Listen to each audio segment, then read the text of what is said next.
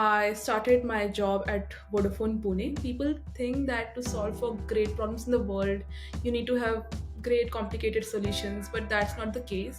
Like, even a simple curation product can solve hundreds of problems for thousands of people. We actually create these side projects, but they all kind of end up in this graveyard of side projects that we have. Getting interviewed at Bangalore Mirchi, getting featured in Scoop.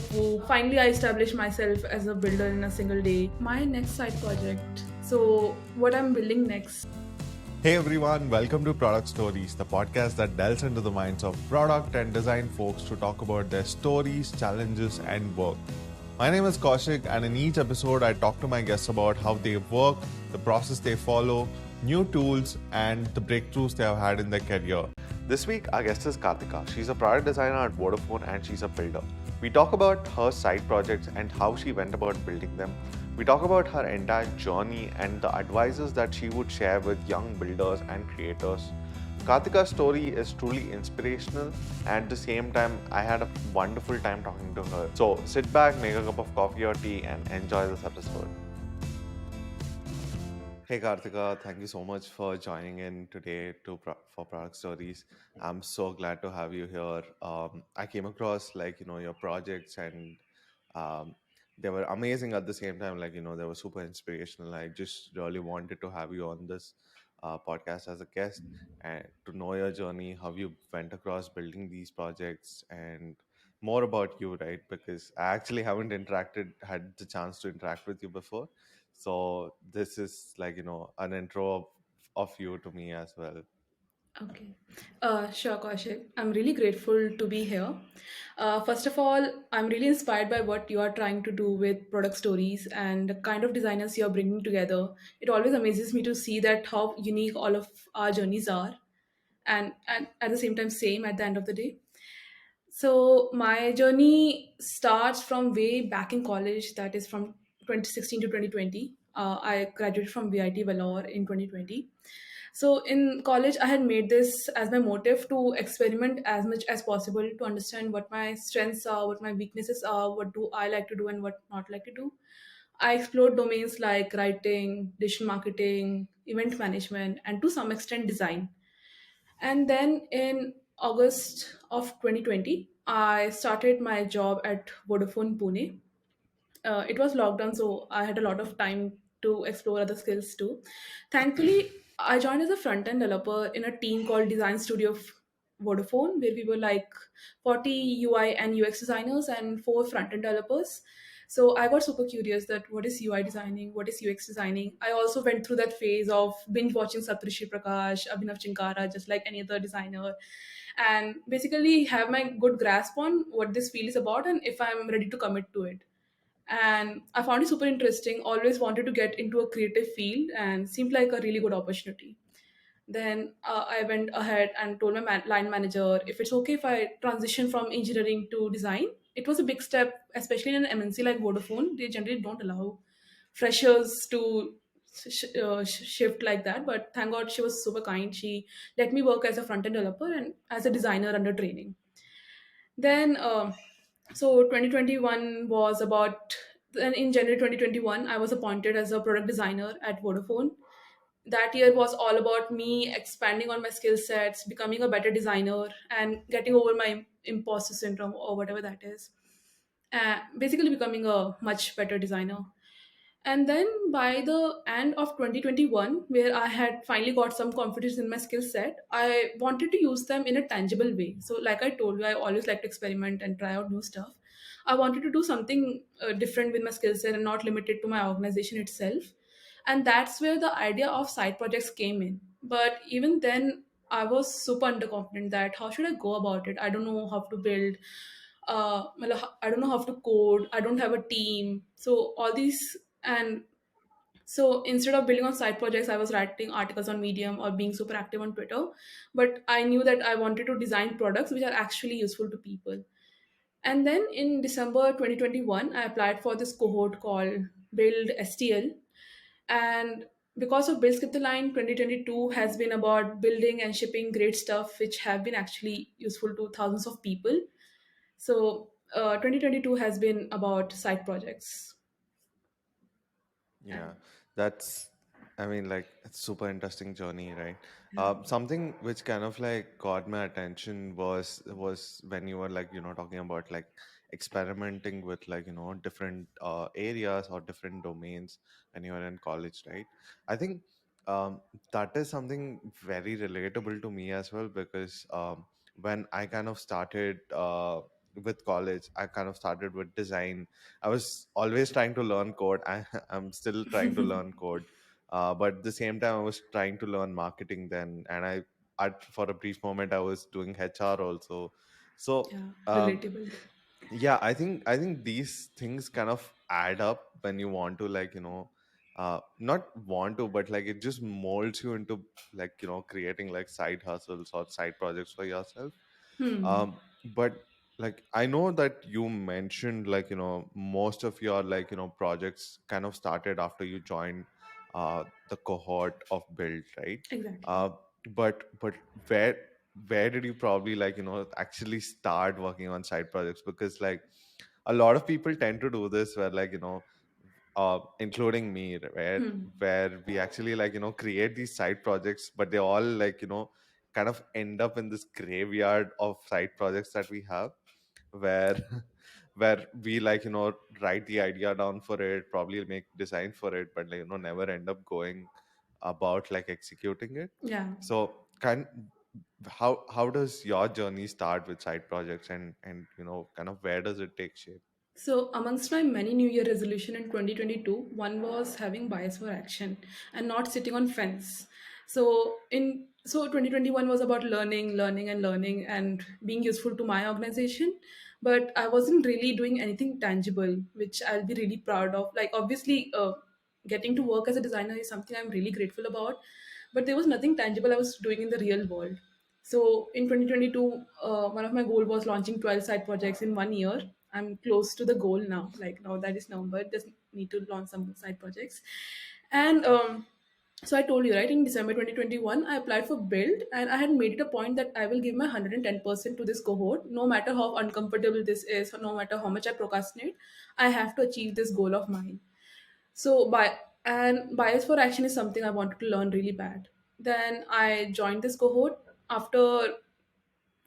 So as soon as I joined this cohort, there was a lot of mindset shift which happened to me. Like, for example, one being that coding is not that important. How important it is to approach other people and ask for help, which is something I'm really bad at, like asking for help, and being approachable yourself too. If you are really helpful to others, people will help you too, and that's how I went about building my side projects.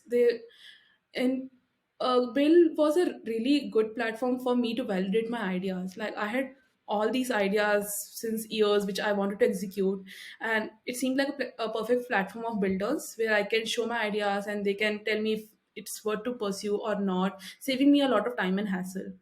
And also found equally enthusiastic people who want to ship stuff.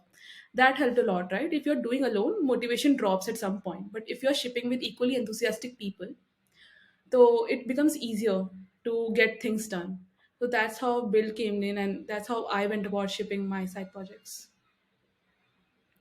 And Got it. from February So 2020, sorry, did I no, continue? go Yeah. ahead, please. And then so from February 2022 till date, like nearly every day has been about thinking about the next problem statement, thinking about solving the next problem statement, designing this, designing that, marketing this, branding that. So it has been a really eventful journey. Like I didn't expect my after college life to be full of so much creative endeavors, but thanks to side project, that's something I have achieved even after college. So just to like kind of ask you this question, following up with like whatever you just said. So you mentioned about like creating like 12 side projects in the year of 2022. Um, so I think I've come across three, if I'm not wrong. Yeah, three of them. Uh, so what about like the other nine side projects? Like, did you like decide to launch them, or are they kind of in stealth or something? Right. So most of them are on fence of launching. Like the thing with side project Okay. is 90% you build and then there's this last 10% where you delay.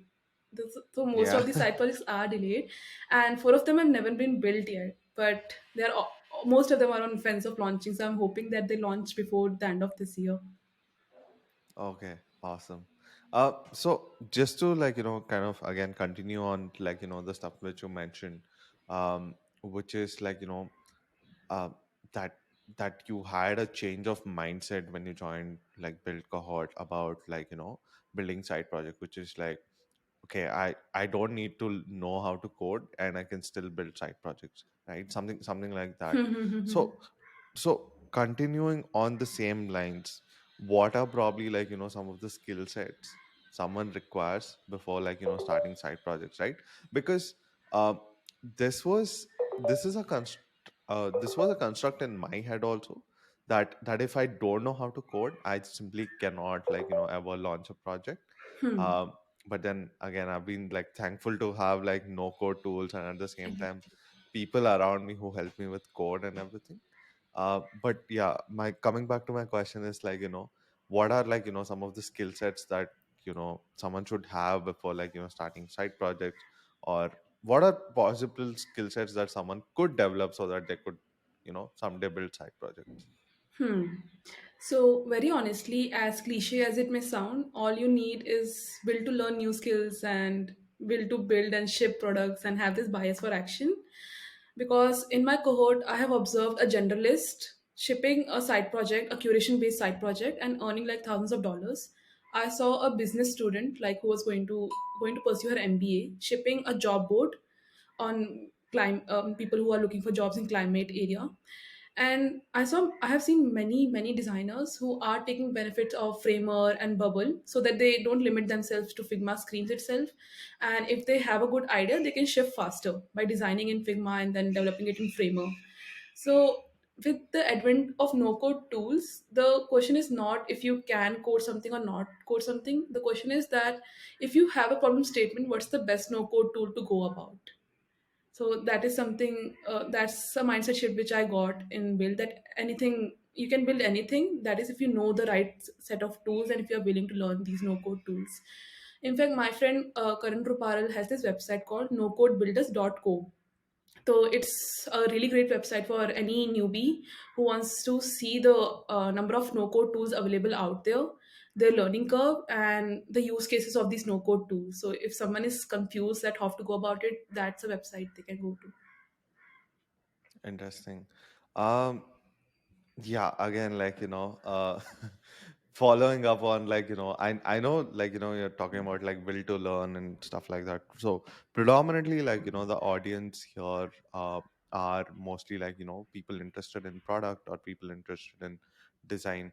So what do you think are some of the opportunities for them to think about side projects, or probably if not opportunities directly, but how do they go about ideating a side project, right?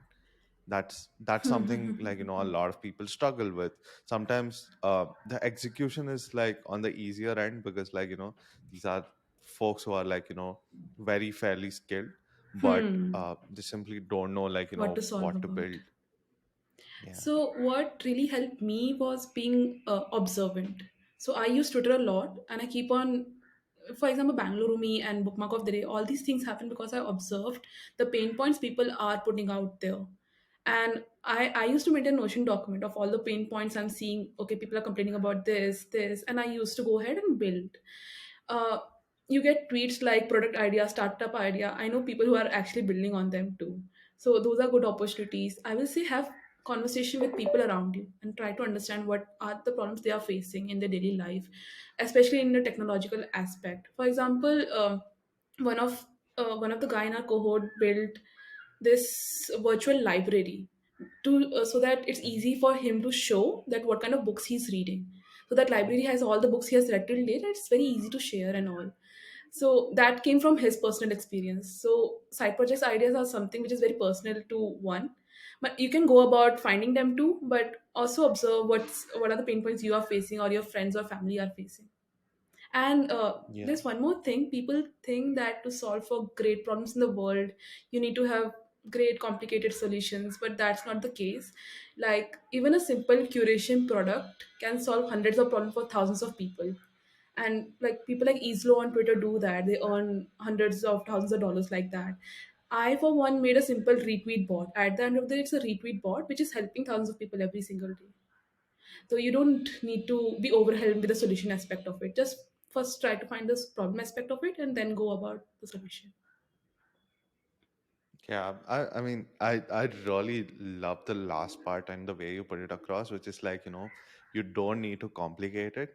It's really has to be a simple Yeah. solution that actually works, right? Hmm. I think that's where, like, a lot of people kind of fall off the wagon when it comes to side projects, which is they always feel like, you have to have the all the branding and everything right, and then you have to write it in code, and it has to be scalable to like a million users or something. Yeah, Exactly. I think that's where, like, quite a few people fail before like even getting started.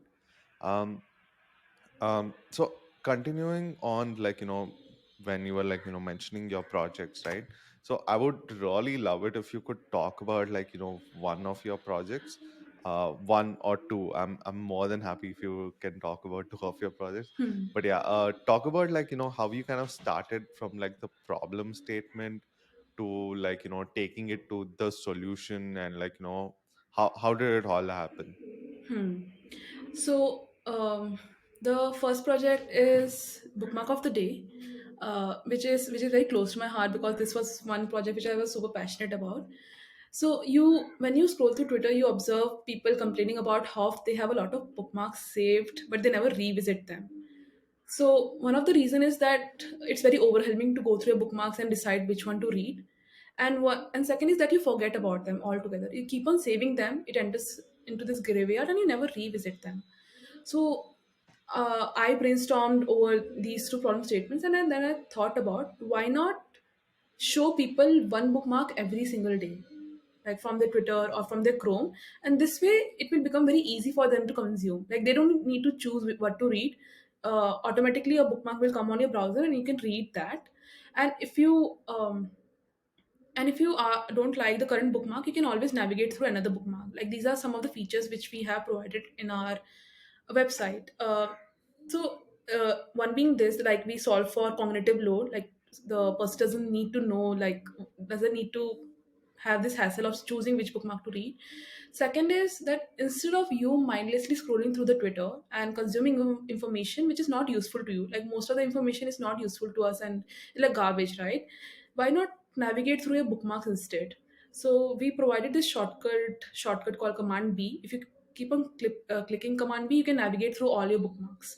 So instead of wasting your time on your timeline, you can instead go through your curated list of golden bookmarks, which will actually be useful to you, which you wanted to go back to. And I have I receive a lot of DMs telling me that how useful this has been, and they didn't even know these such good bookmarks existed with them. And they feel really happy that at some point they will be, so now that they store bookmarks, they feel really happy that at some point they will definitely consume it because of this website. And then second one is Bangalore Rumi, which kind of like defined my 2022. Sorry. So I launched We Bangalore. are all still living in 2020. Yeah, not even 2020, 2019. So in it's easier to say 2020 than 2022. Yeah. Then so Bangalore Rumi, right? Bangalore Rumi was my first launch from Build Cohort. In my mind, it was just a simple retweet board which might help hundreds of people.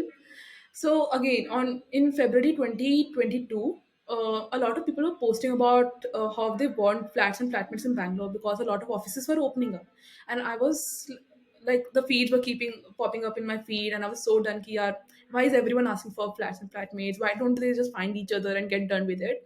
And then it hit me like an epiphany that dude, they don't have a common place to go to. And then I brainstormed on it and I thought about it, that I was like, maybe we should build a directory of all these tweets together. But again, that's a very operation heavy job, like copy pasting all these tweets and putting it in a Airtable for the world to see. And I'm a very lazy person. I need everything automated. So then I thought, okay, maybe we can do a retweet bot. So if someone tags Bangalore Rumi, it will retweet, and then they will have this directly called Bangalore Rumi Twitter page. So if someone wants to see tweets related to finding flats or flat ways in Bangalore Rumi, they can visit that page directly and I don't need to do anything.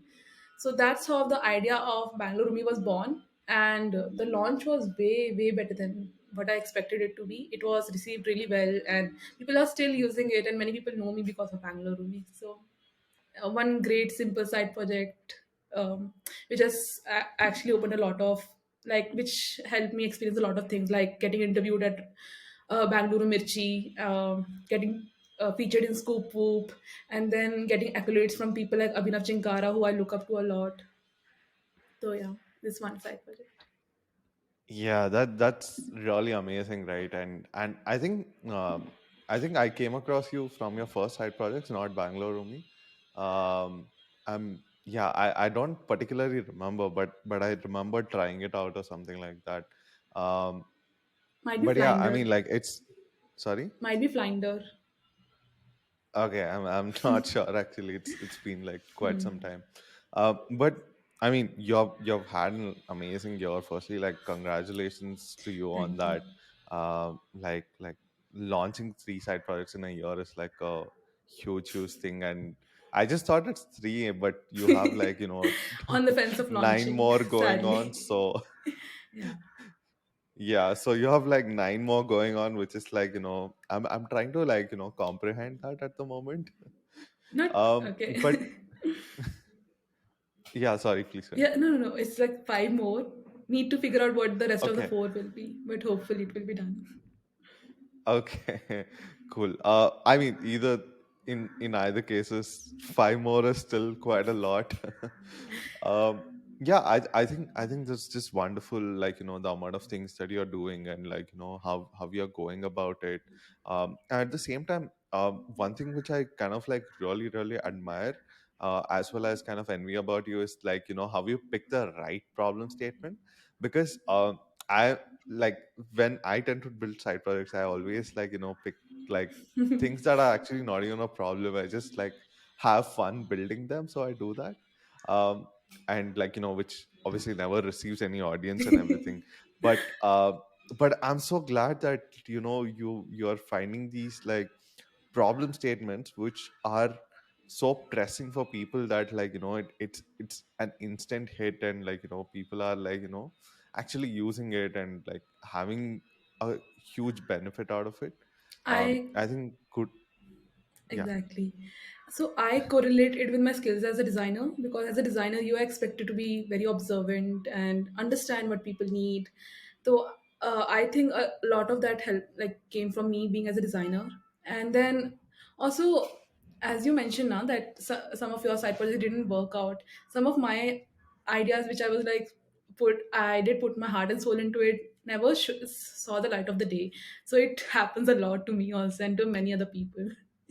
Yeah, I think I have a very artistic approach to side projects, like an artist like approach where you're just build. I'm just building for myself and not keeping anyone in mind. So that kind of happens a lot because like it's just fun for me to build these things and like mostly I just want to use them. Um, yeah, I mean that's kind of like a brief thing about like how I've kind of gone about side projects. But like more on the lines of talking about your projects and your work, right? Something which I'm very curious to understand is like so you have like a bunch of side projects already and you're planning to start more. So how do you like especially when like they get like a good amount of attention, how do you plan to like probably like scale them or like how and to start off with, how do you like tend to like grow these projects, right, from like launch to like the first 100 users or something on those lines? Just like my designs, all my side projects are an iterative process. Also, these projects are not, like I said, I'm a very lazy person. I don't like to work on operation heavy side projects. So in that, and most of these like can handle a number of people. So scalability hasn't been issue as such. But my team, like thankfully, I work with a bunch of Enthu people who are all ears to the feedback we are receiving for our side projects, and time to time we keep on improving those features or adding on to things. For example, for Bangalore Me, we just launched a Discord community, and so it already has like 500 plus members interacting with each other. So those are things which we keep on doing from time to time whenever we have time and whenever we receive a good feedback. So we keep on iterating upon them. Won't say it's an easy thing. Like building 0 to 1 is way more fun than going from 1 to 1.2. But yeah, that's something which we keep going back to make our project even better with time. Yeah, I think I'm someone who might also enjoy operation heavy side projects. I don't know, it's like, I mean, like podcast is fairly Yeah, operational it is. heavy, It and is. I still kind of enjoy doing it. But I think there was like another question, part of another part to the previous question, which was like, kind of like where do you find your first 100 users, right? Like how do you go about doing that? To be honest, I don't have a right answer for this. Like, I Mhm. just focused on pain points which people like projects which people actually needed, and then the users came. Also, having an audience on Twitter helped. So when I launched Mhm. Bangalore, having 2,000 followers helped a lot because I had someone to show my side projects to, and I had some people who would retweet my tweet for others to see it. So this is like it's a very underrated. Feedback, but people should start building their audience on Twitter if they want their side projects to be received by more people and have more eyes on them. So I think that helped a lot in my case.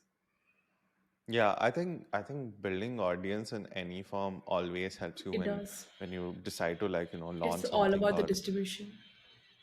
yeah, distribution is the key.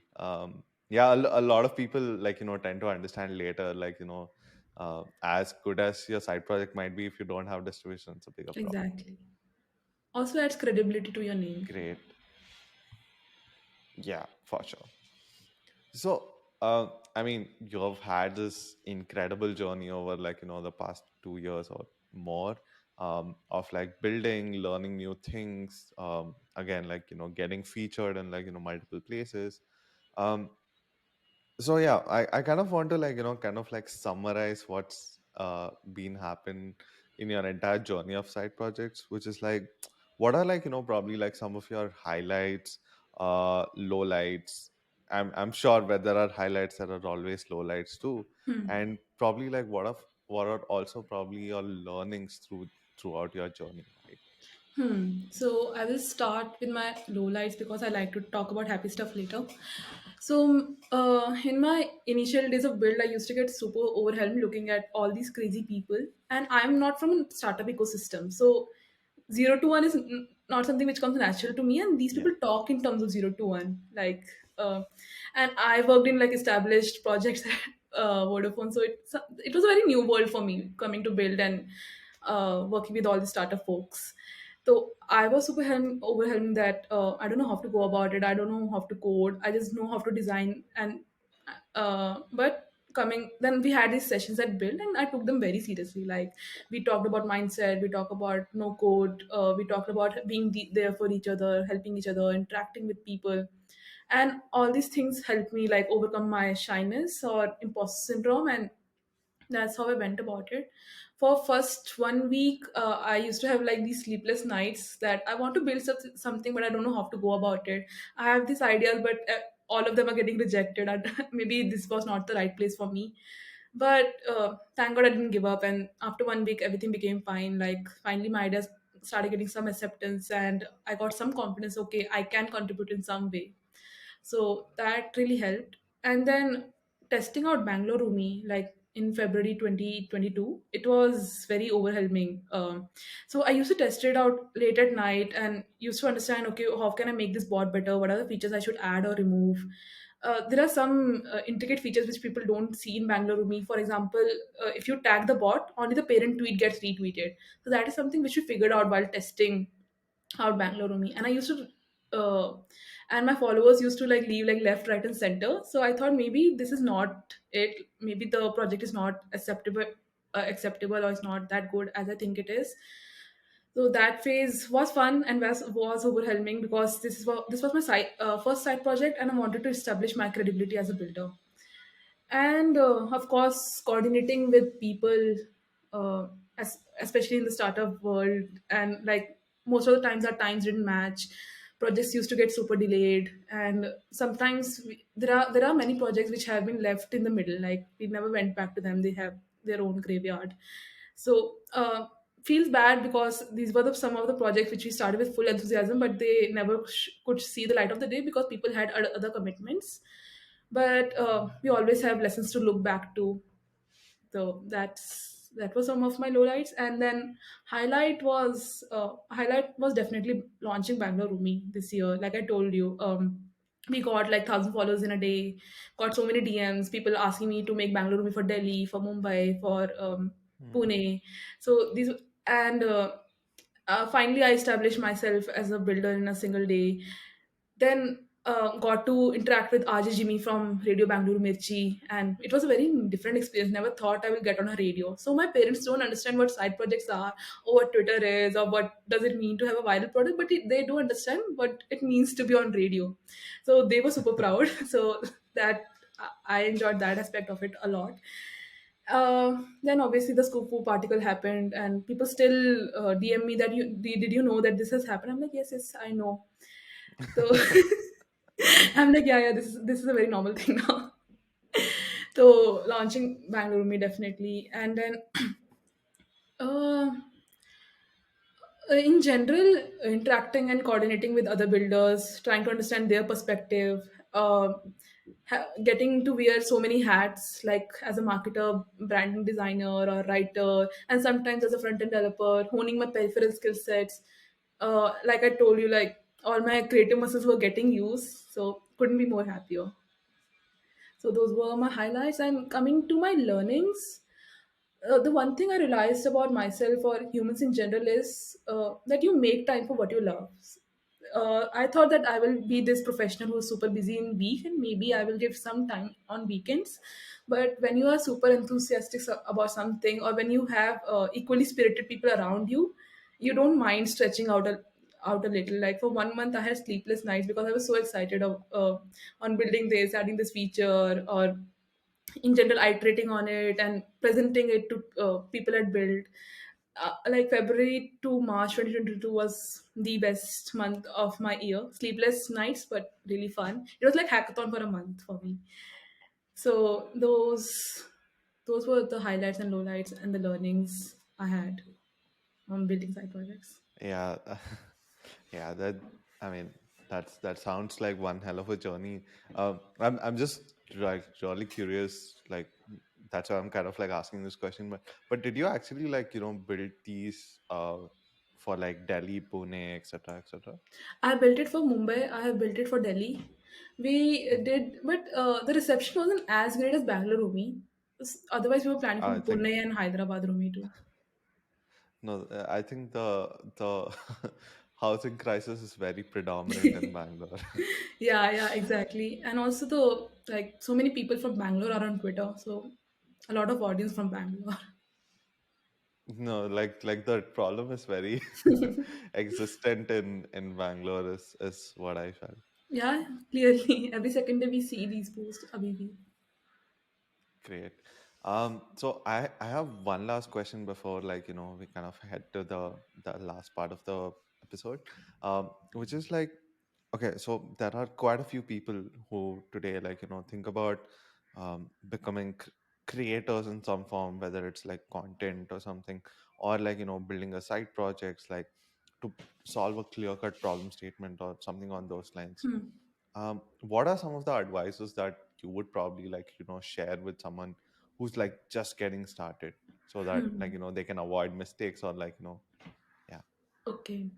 So first being for becoming a great builder, you don't need to be best in your skill set. Like you don't need to become the best designer or best developer. You just need to have that build that if I have started something, I will definitely ship it.